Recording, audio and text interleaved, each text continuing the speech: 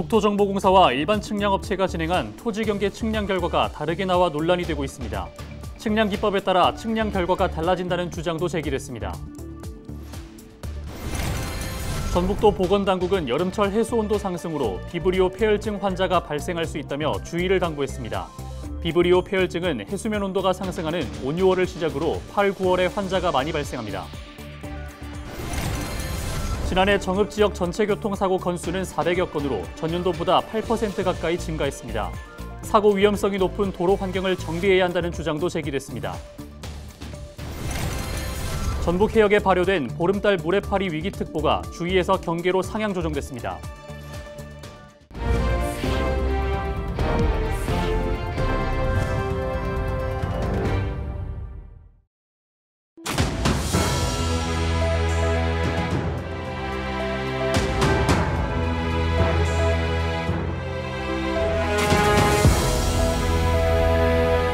시청자 여러분 안녕하십니까? 헬로티비 전북뉴스입니다. 국토정보공사와 민간 측량업체가 진행한 토지경계 측량 결과가 다르게 나와 논란이 일고 있습니다. 측량이 잘못됐다며 수억 원대 손해배상 소송도 진행되고 있습니다. 측량 기법에 따라 측량 결과가 달라진다는 주장도 제기되면서 측량 기법 통일화 문제도 불거지고 있습니다. 김남우 기자가 단독 보도합니다. 정읍시 신태인읍 일대에서 토지 경계선 측량 작업이 한창입니다. 한국국토정보공사에서 진행한 측량 결과에 따라 토지 경계선을 침범했다는 이유로 3억 원이 넘는 손해배상 소송이 진행되고 있는 곳입니다. 수억 원대 손해배상 소송을 접한 토지주 측은 곧바로 민간 측량업체에 재측량을 의뢰했고 국토정보공사에서 진행했던 결과와 상당수 차이가 발생한 것을 확인했습니다. LX에서 측량했을 때는 한쪽 끝은 80cm가 우리가 넘어갔다 하고 다른 쪽은 20cm가 침범했다 했었어요. 측량해보니까 침범했다고 한 곳은 우리가 아예 침범도 하지 않고 오히려 남아서 공터로 쓰고 있는 부분이었습니다. 면적만 한다면 4배 정도 이상의 차이가 나는 걸로 알고 있습니다. 이처럼 한국국토정보공사와 민간업체가 진행한 측량에서 차이가 발생한 원인이 측량 기계와 기법 때문이라는 주장도 제기됐습니다. 위성을 수신해서 기지국을 이동해 가면서 중간중간 측량을 했기 때문에 이런 큰 오차가 발생을 한 겁니다. LX 측에서 지금 기계를 사용하고 있는 것들은 최하 20년에서 30년 정도가 넘은 기계들입니다. 같은 곳에서 다른 측량 결과가 나온 것에 대해 국토정보공사 측은 지적도면 훼손 등 구조적인 문제가 있다고 해명했습니다. 하지만 측량 오차가 발생한 것은 측량 기법이나 기계 때문이라기보다는 기준점을 다르게 선정했을 수 있다고 반박했습니다.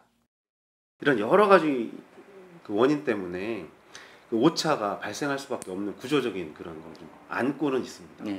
그래서 좌표 측량이 아닌 도해 측량 방식은 아까 말씀드린 대로 방법상의 근원적인 문제로 인해서 정확성이 좀 떨어진다던가 그런 걸로 해서 이의 제기가 좀 들어온다면 분쟁이 들어올 수도 있거든요. 그래서 그런 오차가 좀 발생할 수 있다는 말씀을 드리고요. 현행법상 국토정보공사에서 진행한 측량 결과에 대한 이의를 제기할 경우 재측량할 수 있는 절차는 마련되어 있습니다. 또 국토정보공사 측에 과실이 확인될 경우 손해배상 요청도 가능합니다.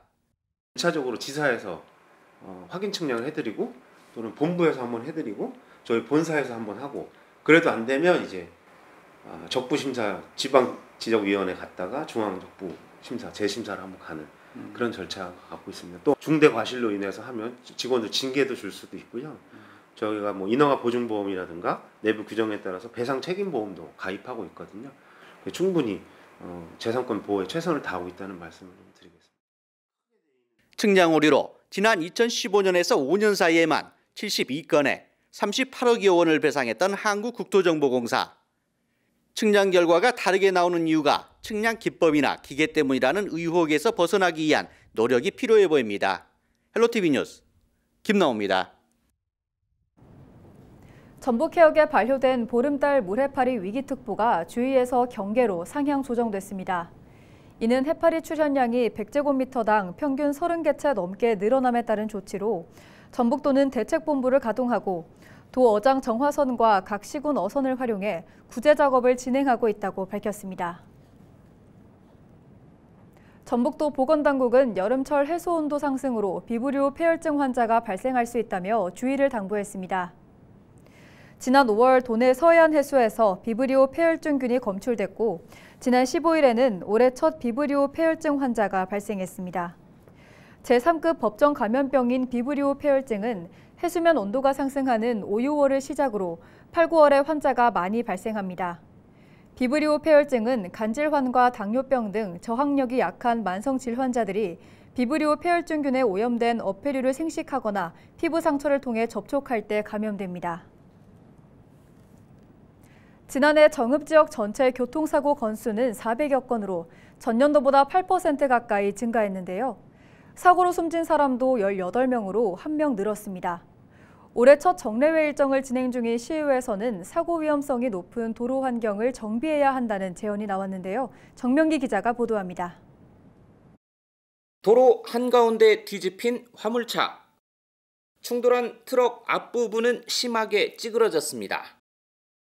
이 사고로 숨진 사람은 무려 3명. 지난해 11월엔 80대 1명이, 지난달엔 60대 2명이 교통사고로 목숨을 잃는 등 안타까운 비극이 되풀이되고 있습니다. 정읍시 총 인구수는 10만 4천여 명인데 반해 지난 5년간 교통사고 평균 사망자 수는 20.3명으로 우리나라 평균보다 매우 높은 수치를 보이고 있습니다. 사고의 주된 원인은 운전자 부주의가 50% 이상으로 압도적입니다. 그렇지만 도로 구조상 사고로 이어지는 경우도 약 10%에 달합니다. 도로교통공단의 위험도로 예보 시스템 자료를 보면 국도부터 관리 주체가 정읍시인 도로까지 위험하거나 위험도가 심각한 구간을 찾아볼 수 있습니다. 도로의 구조적 위험성을 파악해 시설을 개선해야 한다는 목소리가 나옵니다. 사고 발생 가능성이 높은 지역이나 상황을 사전에 예측하여 위험 지역에 대한 조치를 선제적으로 취하고 교통 안전을 강화할 수 있는 정부에서 발표한 지난해 정읍시 교통문화지수는 최하위인 2등급. 교통사고 분야 지역 안전지수는 하위권인 4등급에 머물렀습니다.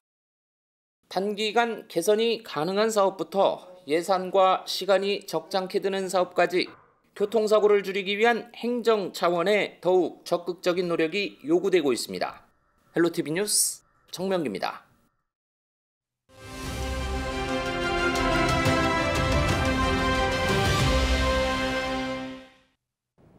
3분기 전기요금 동결을 시사한 산업통상자원부. 예상대로 3분기 전기요금을 동결했습니다. 한국전력은 21일 연료비 조정 단가를 현재와 같은 1kW시당 5원으로 유지한다고 밝혔는데요.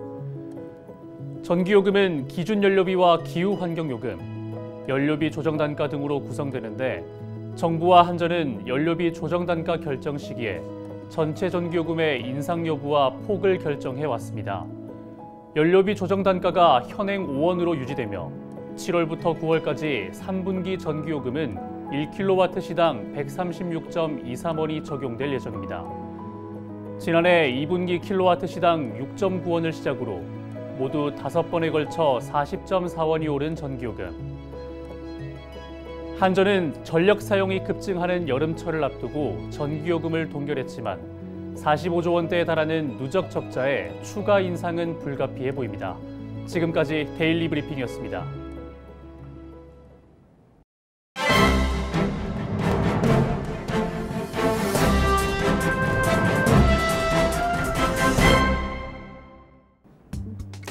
신문브리핑 전북 도민일보 기사입니다. 국민의힘 김기현 대표는 국회 원내대표 교섭단체 연설에서 현 300명의 의원 정수에서 10% 축소를 주장했다고 합니다. 22대 총선이 10개월도 채 남지 않은 상황에서 선거제도 개편 논의가 또다시 부상할 전망이라고 합니다. 국민의힘이 선거제도 개편을 놓고 의원 정수 축소로 방향 전환을 시도하고 있지만 국회 제1당인 민주당이 반대하고 정의당 심상정 의원도 지난 19일 공개적으로 반대 입장을 밝혔다는데요. 서울, 경기 등 수도권 지역을 제외한 전북 등 15개 광역단체의 인구 감소에 따른 지역구 의원 수 불평등 문제 등을 고려하면 국회의원 10% 축소가 이뤄질 가능성은 희박하다고 신문은 분석했습니다. 정치권은 다만 전북 지역구 열석 유지 여부가 선거제도 개편에 초점이 되고 있다고 지적했다고 합니다. 지금까지 신문 브리핑이었습니다.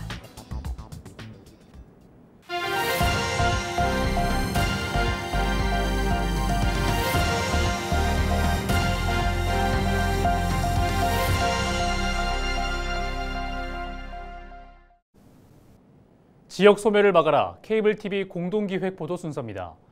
보건지소는 섬이나 농어촌 지역의 유일한 의료기관입니다.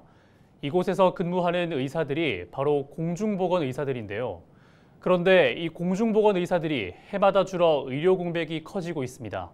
그 실태를 SK브로드밴드 이정윤 기자가 취재했습니다. 옹진군 북도보건지소 내과 진료실. 환자가 아픈 증상을 이야기하며 진찰을 받습니다. 지금 배 아프고 그리고 또 불편한 게 있으세요? 배 아프고 약간 소화도 안 되는 것 같고. 만성질환 관리부터 기초진료, 약 처방까지 고령의 어르신들은 보건지소 방문이 더 잦을 수밖에 없습니다. 병원이 없는 섬에선 보건지소가 유일한 의료기관이기 때문입니다. 하루에 한 번도 오고 또 매 하루에 한 번씩 또 오는 분도 오세요. 지금 이 나이에 뭐 안 아픈 데 있나? 다 아프지. 온몸이 그냥 감기도 가고 뭐 그냥 이 다리야 허리가 아프고 그래요. 그래서 지금도 물려치려고 가잖아요. 당초 이 보건지소에 배치된 의과 공중보건 의사는 2명. 하지만 최근 1명으로 줄었습니다. 이 때문에 야간과 주말 응급진료가 모두 중단된 상황. 주민들의 불편은 클 수밖에 없습니다.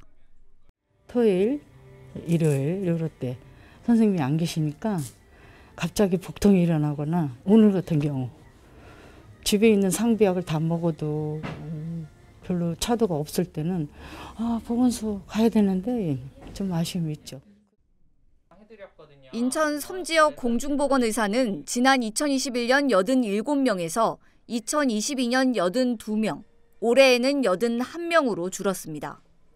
이전에는 어떤 응급 상황에서 저희 지소를 거쳐간다든지 아니면은 사실 노인분들께서는 의학적인 지식이 많이 없기 때문에 이게 응급 상황, 응급 질환인지 아니면 응급이 아닌지를 잘 모르시는 경우가 많아요. 그래서 그런 상태에서 저희가 응급 질환이다 아니면 뭐 비응급 질환이다 혹은 준응급 질환이다 이런 거를 감별해 주는 것만으로도 도움이 되는 경우가 많은데 이런 것들을 해내지 못하기 때문에 오는 어떤 주민분들의 불편감은 이루 말할 수는 없겠죠. 고령화로 의료 수요는 꾸준히 늘고 있는 반면 공중보건의사는 갈수록 줄고 있는 상황. 현실적인 대책 마련을 서둘러야 한다는 지적입니다. 공중보건의가 뭐 제가 설명하지 않더라도 굉장히 부족하다는 거는 현실인데 그래서 인천에서도 공공의료 강화로 공공의대 설립의 필요성이 대두돼서 범시민 기구가 출범하는 것으로 알고 있습니다. 그래서 이 부분에 저도 공감하면서 전문가들은 문제 해결을 위해 의대 정원 확대 등 관련 대책이 시급하다고 지적합니다. 또 공보위 감소를 막기 위해 처우 개선 등 실질적인 대안도 논의해야 한다고 강조합니다. BTV 뉴스 이정입니다. 정읍시가 이달 종료 예정이었던 농기계 임대료 50% 감면 기간을 올 연말까지 연장합니다. 감면 대상은 정읍 지역 농기계 임대사업소 이용자로 굴삭기와 스카드로더 등 1,500여 대 임대료가 해당됩니다. 정읍시는 경제활동 위축과 기상재해 등으로 어려움을 겪는 농민을 위해 이같이 결정했다고 설명했습니다.